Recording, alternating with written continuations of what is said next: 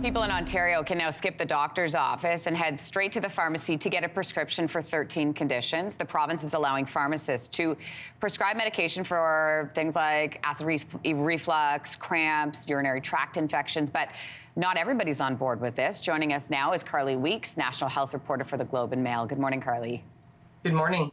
Okay, so let's say, for example, I have acid reflux. I know I have it. Can I just go to the pharmacy and say, okay, this is what I have?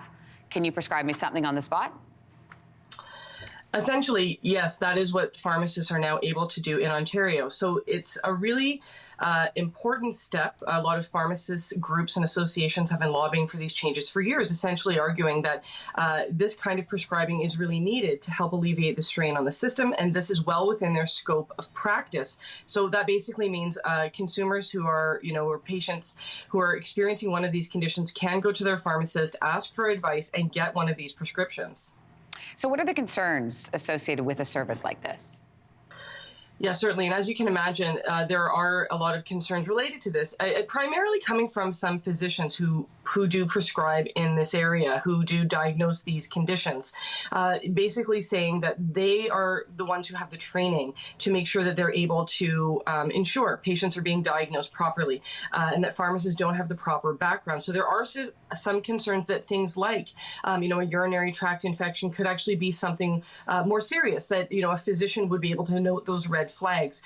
So some of that pushback has been occurring. It's worth noting that a lot of pharmacist groups are essentially saying, we do have this kind of training. We know how to spot red flags, and we know how to refer when, when problems occur. We will refer to doctors.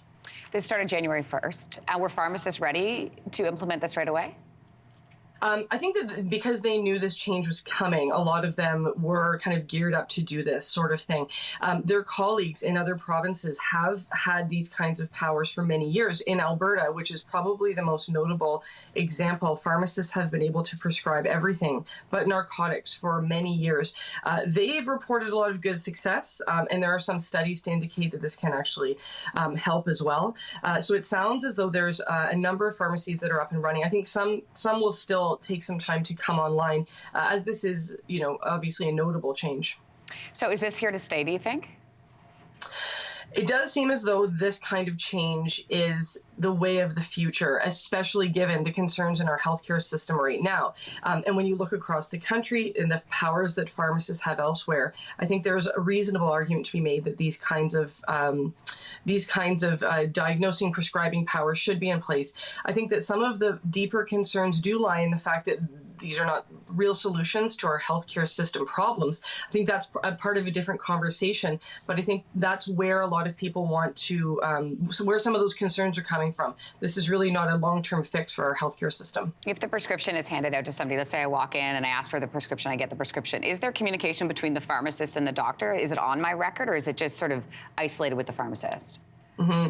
There's supposed to be that back and forth communication, and certainly the Ontario Pharmacists Association, assures patients and those who are concerned that that kind of communication will occur.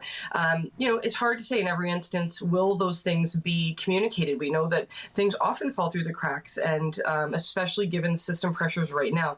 So again, it might come down to the patient having to follow up and do their due diligence. Mm-hmm. Of course, the concern being many patients simply don't have access to a family care provider who can give them that ongoing care, and notice when, say, an issue at the pharmacist might signal something greater. Carly Weeks, we appreciate your time. Thank you. Thanks for having me. Hey, thanks for watching. If you liked this, be sure to subscribe here, or you can check out more Your Morning videos right here.